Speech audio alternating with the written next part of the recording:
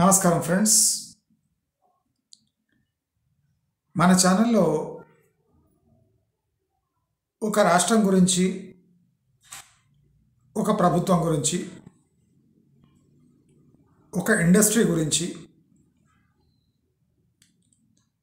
ఏ మొహమాటం లేకుండా క్లియర్గా డిస్కస్ చేయటం, ఇవాల్యుయేట్ చేయటం అది మన ఛానల్కే సొంతం. మీ అందరికీ గుర్తుండే ఉంటుంది, వరంగల్ గురించి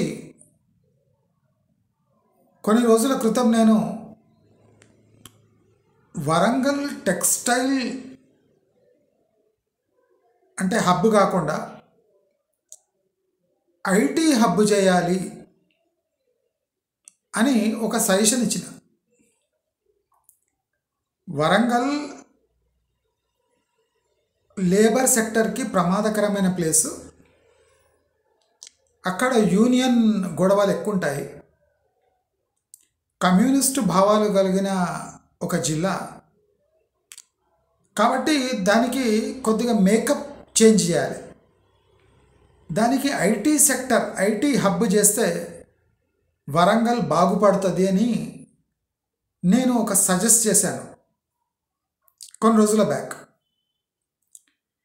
నిన్న రేవంత్ రెడ్డి వరంగల్ని ఐటీ హబ్గా మార్చాలి. మనం ప్రాక్టికల్గా చూస్తే ప్రజలు వరంగల్కి షిఫ్ట్ కావడం, హైదరాబాద్ నుంచి షిఫ్ట్ కావడం పెద్ద పని కాదు. వరంగల్ ఒక కాస్మోపాలిటన్ నగరం కాకపోయినా ఒక సిటీ ఎన్వైర్న్మెంట్ మాత్రం తప్పక ఉంటుంది. అంటే నిజామాబాద్ లాంటి ప్రాంతాలు, మెదక్ లాంటి ప్రాంతాలను మనం కంపేర్ చేసుకుంటే వెనకబడిన అతిపెద్ద జిల్లా అంటే జిల్లా హెడ్ క్వార్టర్స్ వరంగల్, జంట నగరాలు లాంటి వరంగల్ హైదరాబాద్ని తలపించే అవకాశం ఉంది. వరంగల్ ఐటీ హబ్ చేయడం వల్ల వరంగల్లో లోకల్ పాపులేషన్కి ఎంప్లాయ్మెంట్ దొరుకుతుంది.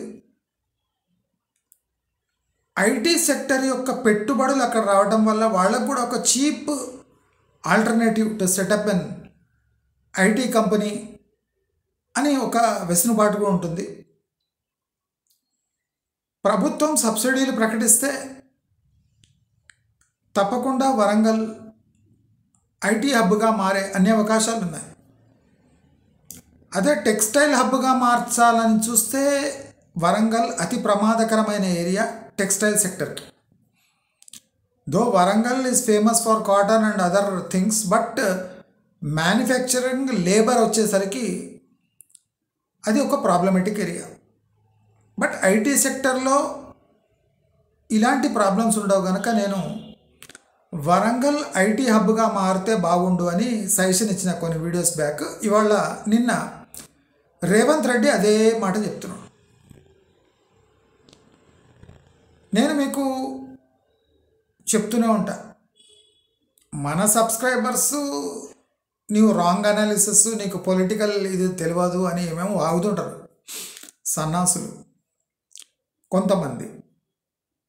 వాళ్ళను నేను నిర్మూలిస్తూనే ఉంటా. అంటే మన ఛానల్ కూడా కొన్ని చెదలు పడుతుంటాయి, ఆ చెదలను నేను నిర్మూలిస్తూనే ఉంటా. అంటే మన ఛానల్లో వచ్చే విషయాలను డిస్కస్ చేయొద్దు అని కాదు, బేసిస్ లేకుండా విమర్శ చేయొద్దు.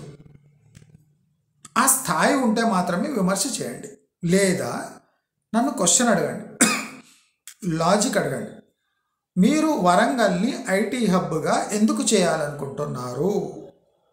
మాకు జవాబు కావాలి. నేను లాజిక్తో సహా జవాబిస్తాను.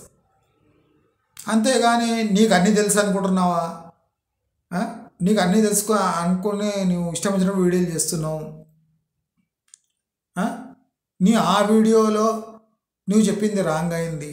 నేను వేల వీడియోలు చేసిన, దాంట్లో ఒక్క వీడియోలో నేను తప్పుగా మాట్లాడితే ఏం తప్పులేదు. ఒక వీడియోలో నేను ఏదైనా పాయింట్ మిస్ అయ్యి నేను ఏదైనా రాంగ్ అయితే ఏం తప్పులేదు.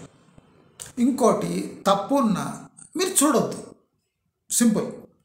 ఎందుకంటే నా అభిప్రాయం మాత్రమే నేను ఈ వీడియోలో చెప్తాను. నా ప్రకారం ఇది ఇట్లయితుంది.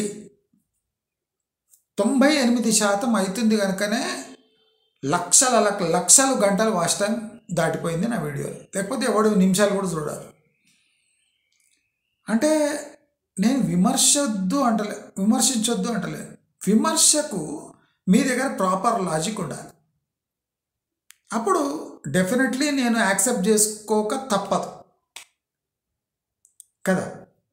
ఇప్పుడు ఫర్ ఎగ్జాంపుల్ నేను ఇవాళ ఒక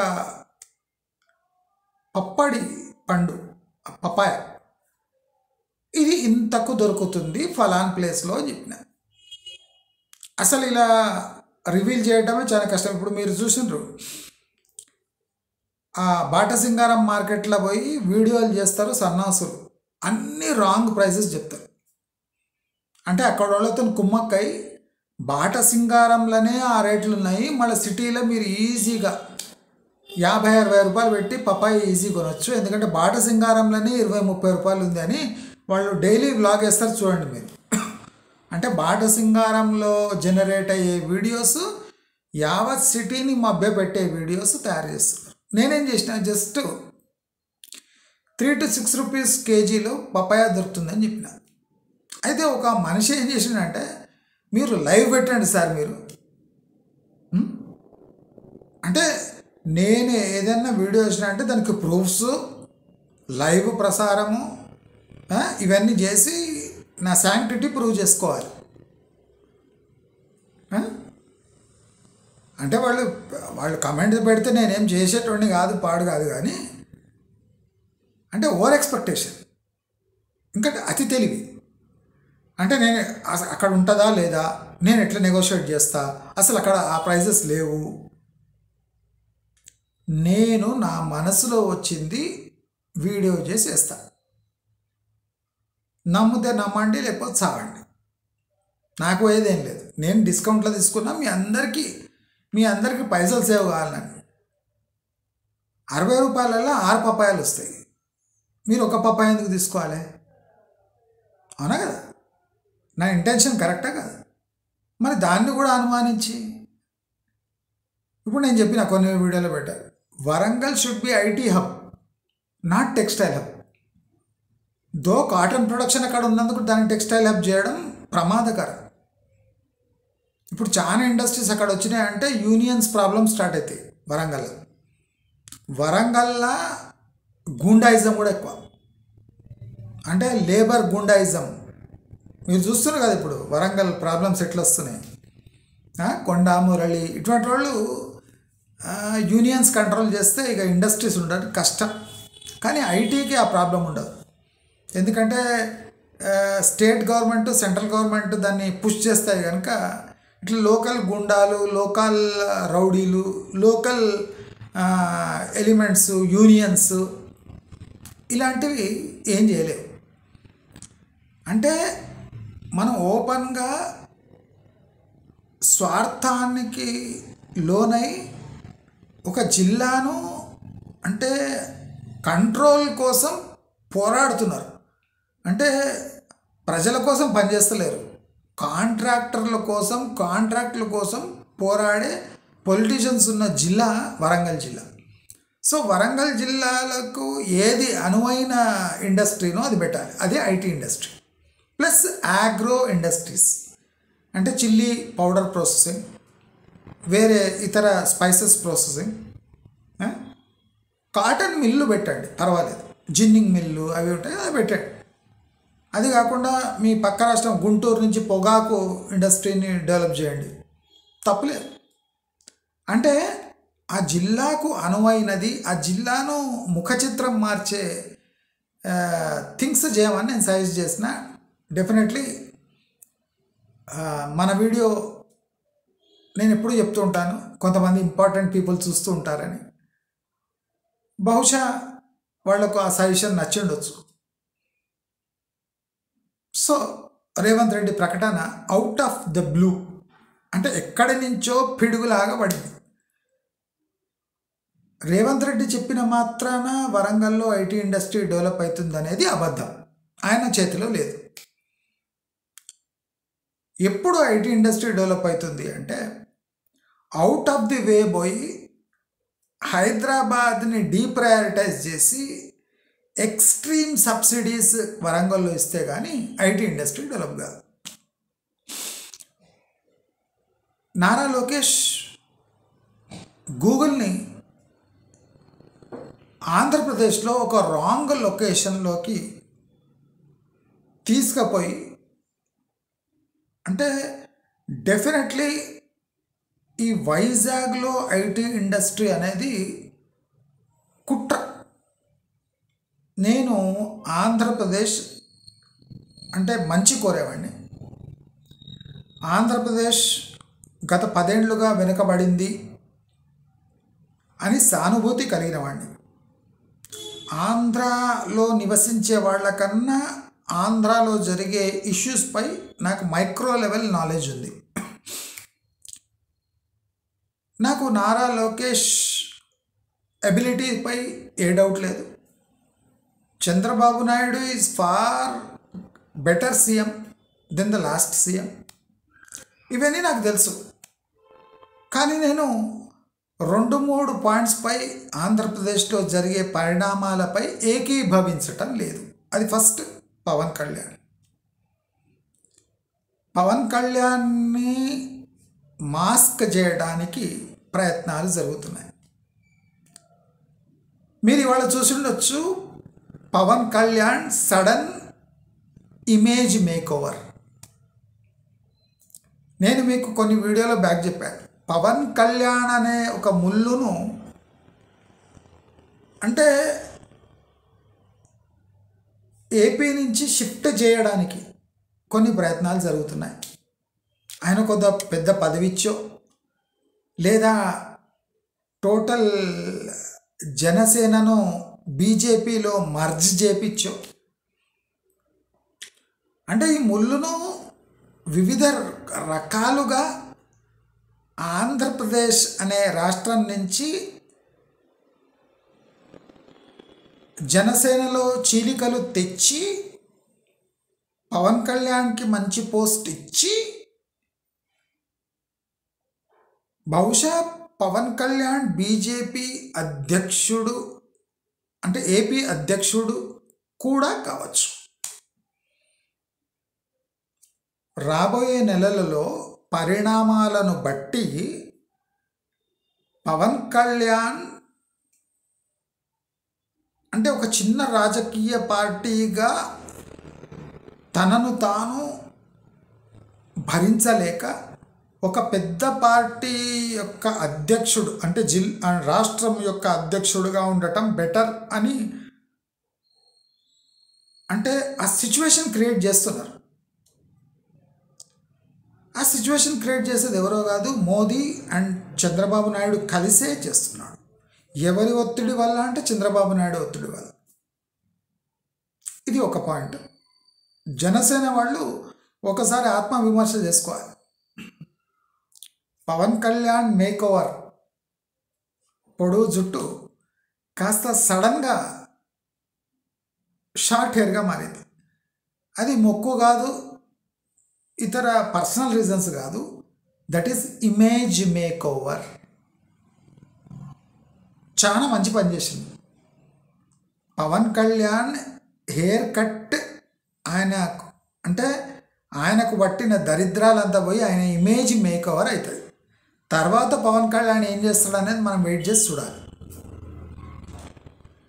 నేను వైజాగ్ వైపు ఐటీ హబ్బును ఎందుకు స్పెషల్ ఫోకస్తోని టీడీపీ గవర్నమెంట్ వైజాగ్ని ఎందుకు పుష్ చేస్తుంది, ఇది చాలామందికి అర్థం కాని విషయం అనుకుంటా.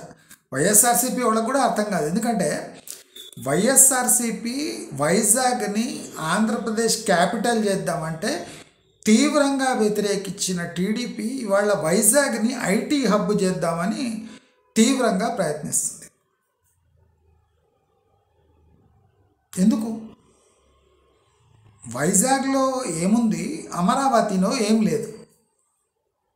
అమరావతి దగ్గర పెద్ద ల్యాండ్ మాస్ ఉంది కదా, ఎయిర్పోర్ట్ నిర్మిస్తున్నారు కదా, ల్యాండ్ ఎక్వైషన్ చేస్తున్నారు కదా. మరి అంత ఖాళీగా విశాలంగా పడ్డ అమరావతి ప్రాంతం విడిచిపెట్టి ఆ గుట్టలు గుట్టలుగా ఉన్న వైజాగ్ ప్రాంతాన్ని ఏరికోరి గూగుల్కి ఎందుకు అంటిస్తున్నారు? ఏరికోరి గూగుల్ని వైజాగ్ ప్రాంతంలో ఎందుకు అంటిస్తున్నారు? నేను ఈ ఇష్యూ అంటే ఈ తుఫాన్ రాక ముందు క్లియర్గా చెప్పిన, వైజాగ్ ఈ బార్డర్ ఏరియాస్ మొత్తము అంటే కోస్టల్ ఏరియా మొత్తము తుఫాను గ్రసిత ప్రాంతం. అంటే అడపా తుఫాన్లు వస్తుంటాయి. ఇది ఒక డేటా సెంటర్కి క్రూరమైన ప్లేస్. మరి సుందర్ పిచాయ్ ఎట్లా బుట్టలు పడ్డాడో మనకు తెలియదు, కానీ డెఫినెట్లీ సుందర్ పిచాయ్ 10 సార్లు ఆలోచిస్తాడు. ఇప్పుడు గూగుల్ డేటా సెంటర్ వైజాగ్ దిక్కు పెట్టడం ఒక డేటా సెంటర్కి అనువైన ప్రాంతం కాదు. అనువైన ప్రాంతం కాదు. ఐటీ సెక్టర్కి అది అనువైన ప్రాంతం కాదు. సామాన్యుడు అంటే ఐటీ లెవెల్ ఎంప్లాయీస్ అక్కడ కంఫర్టబుల్గా ఉండలేరు. అమరావతిలో ఉండటం కూడా ప్రమాదకరమే, కానీ అమరావతి ఒక రాజధాని అయినప్పుడు, అమరావతి ఒక పరిపాలనా రాజధానిగా మీరు డిజైన్లు వేసి మరి చూపించినప్పుడు, మరి గూగుల్ డేటా సెంటర్ సరే అమరావతి లోతట్టు ప్రాంతం అనుకోండి, పైతట్టు ప్రాంతాలు లేవా? Khammam border, Guntur border, Kurnool Guntur border, లేదా ఇప్పుడు మన 12 లేన్ హైవే వస్తుంది కదా ఫ్యూచర్ సిటీ నుంచి, about to be future city Amaravati. అక్కడ ఆ 12 లేన్ హైవే దగ్గర గూగుల్ డేటా సెంటర్ పెడితే ఏమైంది? తుఫాన్ అంత పెద్ద ప్రమాదం కాదు కదా అక్కడ. వైఎస్ఆర్సీపీ వైజాగ్ని నేను రాజధాని చేస్తా అంటే పెద్ద లిస్టు చదివిండ్రు మీరు. వైజాగ్ని ఎందుకు చేయాలి? అది మౌంటైన్ లాక్డ్ ప్లేసు, మైదానాలు లేవు, అన్ని గుట్టలు ప్రాంతము, it is a land locked city అని చెప్పారు. లూలుకి ఇచ్చారు, పిల్లుకి ఇచ్చారు, సరిపోతుంది. ఈ గూగుల్ డేటా సెంటర్ అనే అతి పెద్ద ఐటీ స్టోరేజ్ గోడౌన్కి మీరు వైజాగ్ ఎందుకు సజెస్ట్ చేశారు? Why not Amaravati? Why not Guntur? Why not Vijayawada? అవి రెండు విడిచిపెట్టేసేయండి. ఖమ్మం బార్డర్లో ఎత్తైన ప్రాంతాల్లో, సెస్మిక్ యాక్టివిటీ లేని ప్రాంతాల్లో మీరు ఎందుకు సజెస్ట్ చేయలేదు? బెంగళూరు బార్డర్, అనంతపూర్లో మీరు గూగుల్కి ఎందుకు ఆఫర్ చేయలేదు? వాళ్లకు గూగుల్ డేటా సెంటర్కి కోస్టల్ సీ లైన్కి ఏమైనా సంబంధం ఉందా? For example meta under sea cable Vizag నుంచి వస్తుంది అంటే అర్థం ఉంది, సీకి దగ్గరైన ప్రాంతం కావాలి, అక్కడ ఒక మెటా అండర్ సీ కేబుల్ వచ్చే ల్యాండింగ్ ప్లేస్ని మీరు ఒక ఆఫీస్గా మారిస్తే నో ప్రాబ్లం. ఎందుకంటే వాళ్ళకి రిస్క్ కూడా తెలుసు.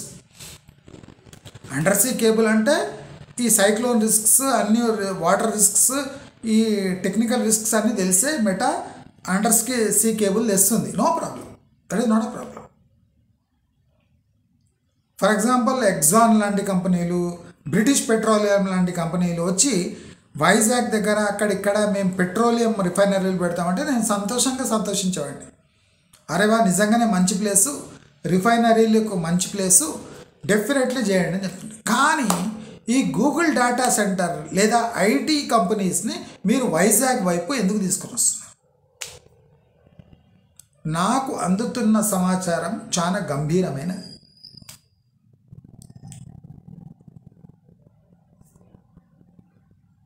అమరావతి ఖచ్చితంగా రాష్ట్ర రాజధాని. అమరావతి రాజధాని అయినప్పుడు, పరిపాలనా రాజధాని అయినప్పుడు ఐటీ కంపెనీలు ఫస్ట్ ల్యాండ్ కావాల్సింది అక్కడనే. మరి వైజాగ్కి ఎందుకు షిఫ్ట్ చేస్తుంది? ఇది పెద్ద క్వశ్చన్. నాకు అందుతున్న సమాచారం ఏమంటే గూగుల్ డేటా సెంటర్ అమరావతి దగ్గర రావటం వీళ్ళకి ఇష్టం లేదు. గూగుల్ రావటం ఇష్టం కానీ అమరావతి దగ్గర రావటం ఇష్టం లేదు. ఎందుకు ఇష్టం లేదు అంటే అమరావతి అంటే అది ఐటీ హబ్గా డెవలప్ కాకుండా రియల్ ఎస్టేట్ అంటే వీళ్ళకు ఇంట్రెస్టెడ్ ఉన్న ఇండస్ట్రీస్ అమరావతి డెవలప్ అయినాక ల్యాండ్ ఇంకా ఉండాలి. అంటే అమరావతి డెవలప్ అయినాక కూడా విస్తీర్ణమైన ల్యాండ్ ఉండాలి. అక్కడ వీళ్ళు అనుకున్న ఇండస్ట్రీస్ రావాలి. వీళ్ళ గూగుల్ డేటా సెంటర్ అక్కడ వద్దు. గూగుల్ డేటా సెంటర్ వైజాగ్ వెళ్ళిపోవాలి. ఐటీ కంపెనీలు అంతా వైజాగ్లో దిగాలి. మరి అమరావతిలో ఖాళీ పెట్టుకొని ఏం చేస్తారు? మీరు ఇమాజిన్ చేయండి. రిలయన్స్ గోబర్ గ్యాస్ ఇండస్ట్రీస్ ఏమో ఈ సెంట్రల్ ఏపీలో, Reliance gobar gas industries, Google data center Vizag, IT కంపెనీలన్నీ వైజాగ్. అంటే ఎందుకు? గుట్టలు గుట్టలు ల్యాండ్ లాక్డ్ ఒక సిటీని మీరు కంజెస్టెడ్గా ఎందుకు మారుస్తున్నారు? గూగుల్ డేటా సెంటర్ని ఒక ఎత్తైన ప్రాంతంలో పెట్టినా అది సైక్లోన్కి గురవుతుందని తెలిసినా మీరు గూగుల్ డేటా సెంటర్కి అక్కడ ల్యాండ్ ఎందుకు అలొకేట్ చేస్తున్నారు? ఇప్పుడు సమతలమైన భూమిపై అయితే మీరు రివర్ వాటర్ ఇవ్వచ్చు, కూలింగ్ టవర్స్ పెట్టవచ్చు, ఏమైనా చేయొచ్చు కదా. గూగుల్ని వైజాగ్ వైపు ఎందుకు నెడుతున్నారు? ఇది ఎవ్వరు అడుగుతలేరు. ఏమంటే ఇక్కడ అమరావతి బ్రహ్మాండంగా ఉన్నాక, సమతలమైన భూమి ఉన్నాక ఏదో కొద్దిగా ఎత్తైన ప్రాంతంలో ఇక్కడ చూసి అక్కడ గూగుల్ డేటా సెంటర్ పెట్టచ్చు కదా. పల్నాడు దిక్కు పెట్టచ్చు కదా Google data centre. Anantapur Bengaluru బార్డర్లో పెట్టచ్చు. గూగుల్ డేటా సెంటర్ నేను అనుకున్న దీనికి తిరుపతి దగ్గర పెట్టచ్చు కదా. అటు సీ కోస్ట్ కాకుండా బెంగళూరు, చెన్నై సీ కోస్ట్ మధ్యలో డేటా సెంటర్ పెడితే మంచిగా ఉండేది కదా. అసలు డేటా సెంటర్స్కి best place Hyderabad, Deccan plateau, non seismic area. మరి ఇలాంటి మంచి ప్రాంతాలను విడిచిపెట్టి అతి ప్రమాదకరమైన సైక్లోన్ ఎప్పుడు వచ్చే ఏరియాల్లో మీరు గూగుల్ డేటా సెంటర్ ఎందుకు పెడుతున్నారు? ఈ ప్రశ్న ఎవరు వేస్తలేరు. వైఎస్ఆర్సీపీ వాళ్ళు కూడా వాళ్ళకి బ్రెయినే లేదు. ఏమేస్తారు? మొన్నటి వరకు వైజాగ్ వద్దు, వైజాగ్ వద్దు, వైజాగ్ రాజధాని ఎట్లయితుంది, అమరావతి రాజధాని కావాలి అన్నారు. వైఎస్ఆర్సీపీ వాళ్ళు ఏమన్నారు? అమరావతి లోతట్టు ప్రాంతము, అంతా ఫ్లడ్స్ వచ్చేస్తాయి, నీళ్లు ఉంటాయి, చేతితోనే పెరికిన నీళ్ళు వస్తాయి, బునియాదులు కూడా ఉండవు. మళ్ళీ వేస్తున్నారు ఫోటోలు, ఆ బునియాది మునిగిపోయిన అన్ని ఫోటోలు వేస్తున్నారు. మరి ఆంధ్రప్రదేశ్లో గూగుల్ డేటా సెంటర్ వైజాగ్లో ప్రమాదకరం, అమరావతి లోతట్టు ప్రాంతం. మరి ఇవి రెండు డేంజర్ ఏరియాస్ అయినప్పుడు గూగుల్ని మీరు వైజాగ్లో ఎందుకు పెట్టాలని అడుగుతున్నారు. ఐటీ హబ్నంతా తీసుకుపోయి వైజాగ్లో పెట్టి ఏం చేస్తారు? మీ ఇంట్రెస్ట్ ఏమి అక్కడ? ఇప్పుడు ఇంత పెద్ద ఆంధ్రప్రదేశ్లో ఖమ్మం బార్డర్ ఉంది, గుంటూరు బార్డర్ ఉంది, అనంతపూర్ కర్ణాటక బార్డర్ ఉంది, చెన్నై చిత్తూరు బార్డర్ ఉంది. ఎందుకు చిత్తూరులో పెట్టచ్చు కదా.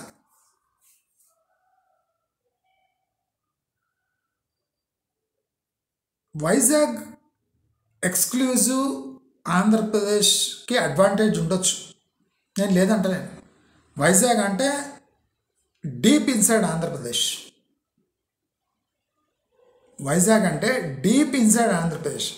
అక్కడ థ్రెట్స్ లేవు, అంటే ఎంప్లాయ్మెంట్ థ్రెట్స్ ఎక్కువ లేవు. ఎందుకంటే అక్కడికి ఒరిస్సా బార్డర్, థ్రెట్ లేదు.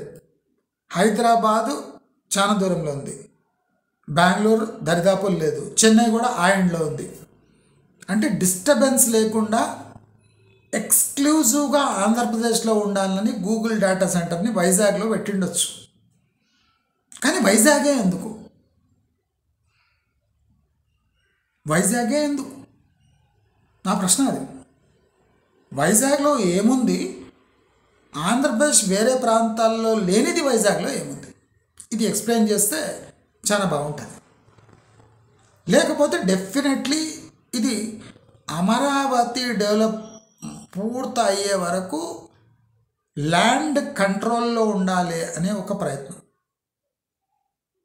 అతిపెద్ద ఎయిర్పోర్టు మీరు అమరావతి దగ్గర నిర్మిస్తున్నారు అనేది ఎంత నిజమో, మరి అంత పెద్ద ఎయిర్పోర్ట్ దగ్గర మీరు ఆ గూగుల్ డేటా సెంటర్ ఎందుకు పెడతలేరు? ఏదో సంథింగ్ ఇస్ రాంగ్. అనుకోకుండా చేస్తలేరు, అనుకోని చేస్తున్నారు. నా అబ్జెక్షన్ అక్కడ ఉంది. ఇప్పుడు 12 లైన్ హైవే వస్తుంది కదా, అక్కడ పెట్టండి, పల్నాడు ప్రాంతంలో పెట్టండి, తప్పేముంది? తప్పేముంది?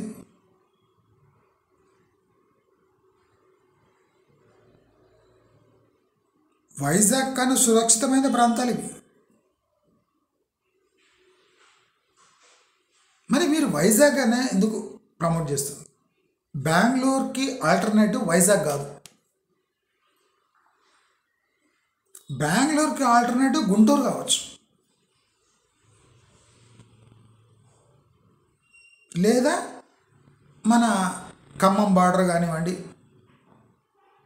తెలంగాణ బార్డర్ ఏరియాస్ కానివ్వండి, ఇలాంటివి కావచ్చు. మీరు సేఫెస్ట్ ఏరియాస్ విడిచిపెట్టి గూగుల్ని రిస్కీ ఏరియాలో ఎందుకు పెట్టమంటున్నారు? డెఫినెట్లీ ఈ తుఫాన్ అనేది కరెక్ట్ టైంలో వచ్చింది. ప్రాక్టికల్గా దాని ఇంపాక్ట్ ఎలా ఉంటుందో ఇప్పుడు గూగుల్కి ఈజీగా తెలుస్తుంది.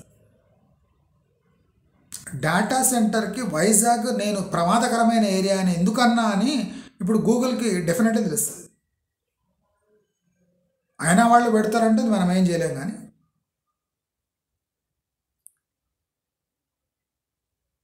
ఇప్పుడు సేఫెస్ట్ ప్లేస్ లైక్ హైదరాబాద్ అనేదే సమ్వాట్ రిస్కీగా మారుతుంది. ఎందుకంటే డిఫెన్స్ ఎస్టాబ్లిష్మెంట్స్ అంతా హైదరాబాద్లో ఉన్నాయి. డేటా సెంటర్స్ అన్నీ ఒక సైడే ఉంటే ప్రమాదకరం. కనుక గూగుల్ ఆంధ్రప్రదేశ్ ఎంచుకొని మంచి పని చేసింది. కానీ ఆంధ్రప్రదేశ్లో అక్కడే ఎందుకు? అక్కడే ఎందుకు?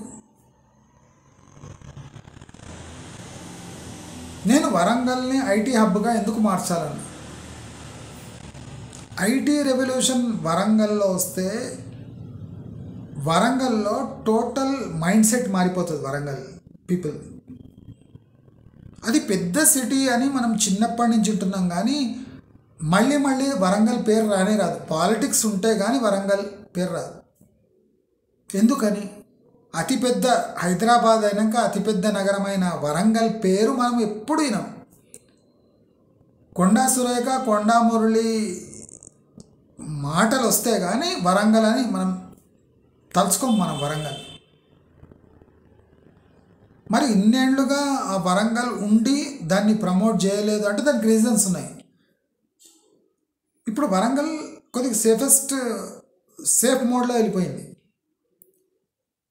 మరి నేనే చెప్పేదేమంటే ఐటీ సెక్టర్ వరంగల్కి వస్తే వరంగల్ రూపురేఖలు మారిపోతాయి. హైదరాబాద్ కన్నా అంటే బెస్ట్ లివింగ్ కండిషన్స్ వరంగల్లో మనం క్రియేట్ చేయొచ్చు ఐటీ ఎంప్లాయీస్ కోసం. ఆల్రెడీ రోడ్ ఇన్ఫ్రాస్ట్రక్చర్ ఉంది, అమ్యూనిటీస్ ఉన్నాయి కనుక దాన్ని ఈజీగా ఫర్దర్గా డెవలప్ చేయొచ్చు. నేను అందుకోసం Warangal should become an IT hub as an alternative to Hyderabad. ఇప్పుడు హైదరాబాద్ ఆల్టర్నేటివ్ బెంగళూరు కావద్దు, ఇప్పుడు హైదరాబాద్కి ఆల్టర్నేటివ్ మెదక్ కూడా కావచ్చు. కానీ మనం వరంగల్ రూపురేఖలు మార్చాలి, హైదరాబాద్ మీద ప్రెషర్ ఎక్కువ పడవద్దు అంటే Warangal should be IT hub. నేను అందుకోసం చెప్పిన మైండ్ సెట్ చేంజ్ అవుతుంది. ఒకసారి ఐటీ సెక్టర్ వస్తే టోటల్ వరంగల్ రూపురేఖలు మారిపోతాయని నేను సజెషన్ ఇచ్చిన. మన ఛానల్ చిన్నదే కావచ్చు, చాలా పెద్దవాళ్ళు మన ఛానల్ చూస్తారు. నేను పేర్లు తీసుకోను కానీ చూస్తున్నారు. దయచేసి నేను చెప్పే విషయాలు మీరు క్లియర్గా వినండి. రాజకీయ పరంగా కూడా నేను కేసీఆర్ మోదీ కుమ్మక్కయింది ఫస్ట్ వీడియో నేను వేసిన.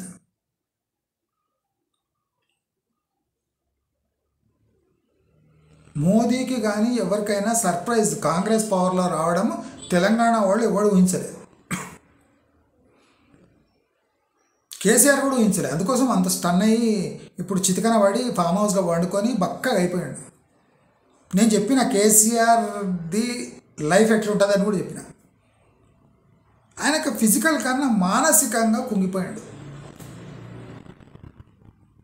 ఆయనకు మర్యాద ఉన్నా ఇప్పుడు గెలవలేని పరిస్థితి. ఆయనను వీల్ చైర్లో చూసినాక కూడా అంటే కరుణానిధిలాగా చూడడానికి కూడా ప్రజలు ఒప్పుకుంటున్నారు, కానీ కేటీఆర్ని ముఖ్యమంత్రిగా చూడడానికి ఇష్టపడతలేరు. కవితను ఒక అంటే బీఆర్ఎస్ నేతగా చూడడానికి ఇష్టపడతలేరు. ఆయన దౌర్భాగ్యం అది. నేను ఇది ఎప్పుడో చెప్పిన. కేసీఆర్ యొక్క రాజకీయ అంటే ఎండ్ గేమ్ ఎట్లా ఉంటుందో కూడా చెప్పేసిన. ఆయనకు ఫిజికల్గా ఏమైనా తట్టుకోగలడు, కానీ మానసికంగా హీఈస్ అవుట్. మనం ఫిజికల్గా చూస్తున్నాం, బక్క పల్సగా అయిపోయి సాఫ్గా దూకుంటారు, అది కాదండి. ప్రజెంట్ రాజకీయ వార్లో కేసీఆర్ని ఎదుర్కోగల లీడర్ రేవంత్ రెడ్డికి అంటే ధీటుగా ఉండడానికి కేటీఆర్ కానీ కవిత కానీ సరిపోరు. ఇది వచ్చిన ప్రాబ్లం. బీజేపీలో అయితే కాంపిటీషన్ లేదు. కిషన్ రెడ్డి వేస్ట్ ఫెయిల్, మనం అందరికీ తెలుసు. నేను ప్రిడిక్షన్స్ కూడా కరెక్ట్గా చేస్తాను. మీరు ఇప్పటివరకు చూడండి, కాంగ్రెస్ చర్యలు తీసుకోకుండా బీఆర్ఎస్తో కంటిన్యూ అయితే కాంగ్రెస్కి బీఆర్ఎస్కి ఇద్దరికి నష్టం. కానీ బీజేపీ ఆ లాభాన్ని తీసుకోలేని పరిస్థితిలో ఉంది. నేను అందుకోసం తెలంగాణ 3 ఏళ్ల వరకు అతి ప్రమాదకర స్థితిలో వెళ్ళిపోతుందని చెప్పిన. స్ట్రాబెట్టి పీల్చుకోవడం తప్ప తెలంగాణకు ఉద్ధరించే లీడర్ లేడు అని చెప్తాను.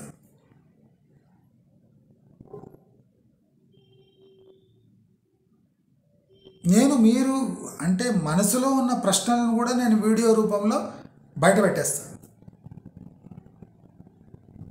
పాలిటిక్స్ అనేది ఇవాళ పొద్దున ఒక మాట్లాడతాడు, సాయంత్రం ఒక మాట్లాడతాడు. దాన్ని ప్రిడిక్ట్ చేయడం చాలా కష్టం. కానీ ఓవరాల్ పొలిటికల్ పిక్చర్ నేను 100% ఇస్తాను. అది జరుగుతుంది కూడా. నేను స్ట్రెస్ చేసేది ఎకానమీ, ప్రాజెక్ట్స్, డెవలప్మెంట్. నేను పాలిటిక్స్ అంటే ప్యూర్ పాలిటిక్స్, వీడు ఎక్కడ జాయిన్ అయ్యండి, వీడు అక్కడ జాయిన్, నాకు సంబంధం లేదు. మీ పాలిటిక్స్ వల్ల ఒక స్టేట్ యొక్క స్థితి ఎలా చేంజ్ అవుతుంది అనేది నేను విశ్లేషణ అందిస్తూనే ఉంటాను. నాకు ఎవడేమైపోయినా నాకు సంబంధం లేదు. స్టేట్ ఎఫెక్ట్ కావద్దు. నువ్వు ఏమైనా వేసుకో. మనకు ముఖ్యమేమి రోడ్లు, రవాణా, ఆర్థిక పరిస్థితి, గవర్నమెంట్ ఎంప్లాయీస్ శాలరీస్, స్టూడెంట్స్ యొక్క రియంబర్స్మెంట్స్, ఈ రైతు భరోసా 5 ఎకరాల లోపు ఉన్న రైతులకే అందాలి. సన్నబియ్యంలో అన్ని నూకలే, సన్నబియ్యంలో అన్ని నూకలే. ఏమంటే కేసీఆర్ కన్నా బెటర్ ఉంది రైస్. కేసీఆర్ దొడ్డు బియ్యం ఇస్తూ సన్నబియ్యం ఇస్తున్నా అని అబద్ధం చెప్పిండు. కాంగ్రెస్ సర్కార్ నిజంగానే సన్నబియ్యం ఇస్తుంది, కానీ నూకలు ఎక్కువ ఉన్నాయి. ఈ నూకలున్న సన్నబియ్యాన్ని అడ్డపెట్టుకొని కాంగ్రెస్ ఎక్కువ కాలం మనుగడ సాగించలేదు. ఇది నేను స్పష్టంగా చెప్తాను. హైదరాబాద్ ఇన్ఫ్రాస్ట్రక్చర్ని, దాని భౌగోళిక స్వరూపాన్ని, ఇక్కడ నివసిస్తున్న మూల నివాసుల స్వరూపాన్ని మార్చడానికి ట్రై చేస్తే కాంగ్రెస్ పవర్ కోల్పోవాల్సి వస్తుంది. రేవంత్ రెడ్డి ఉన్నా లేకున్నా అయితే out of question. Revanth Reddy ఉన్నా ఇది జరుగుతుంది. ఎందుకు అంటే రేవంత్ రెడ్డి కోడంగల్ నియోజకవర్గ ఎమ్మెల్యే, వెనుకబడ్డ మహబూబ్ నగర్ ఎమ్మెల్యే. ఆయన సిటీని శాసించలేడు.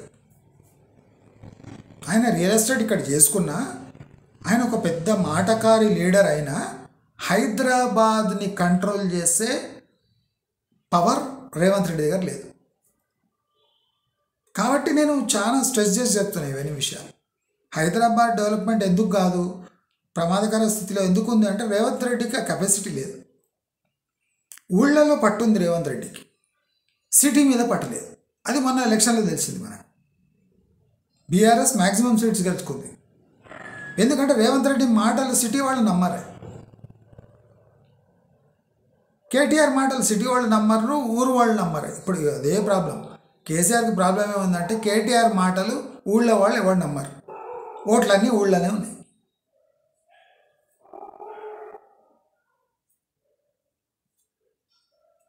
ప్రాబ్లం రేవంత్ రెడ్డికి ఒక ప్రాబ్లం ఉంటే కేసీఆర్కి ఒక ప్రాబ్లం ఉంది. ఏ ప్రాబ్లం లేని పార్టీ అంటే బీజేపీ. ఎందుకంటే వాళ్ళు గెలిచేది లేదు, చచ్చేది లేదు, ఆలోచించవలసిన అవసరమే లేదు. దయచేసి నేను అందుకోసం ఆంధ్రప్రదేశ్ గవర్నమెంట్ని నేను కోరుకుంటున్నాను. గూగుల్ డేటా సెంటర్ని ఒక సేఫ్ ప్లేస్, ఇప్పుడు 500 ఎకరాలు ఇస్తే 1000 ఎకరాలు వేయండి, కానీ ఒక సేఫ్ అండ్ సెక్యూర్ ప్లేస్లో మీరు ఐటీ ఇన్వెస్ట్మెంట్స్ ఇన్వైట్ చేయండి. మీరు చిన్న చిన్న ఐటీ ఫార్మ్స్ అంటే వాడు ఇక్కడ తీసుకుపోయి ఆఫీస్ ఇంకో చోట పెట్టుకుంటాడు. డేటా సెంటర్ అట్లా కాదు. డేటా సెంటర్ ఒకసారి ప్రమాదంలో పడ్డదంటే మీ ఇమేజ్ మొత్తం డ్యామేజ్ అవుతుంది.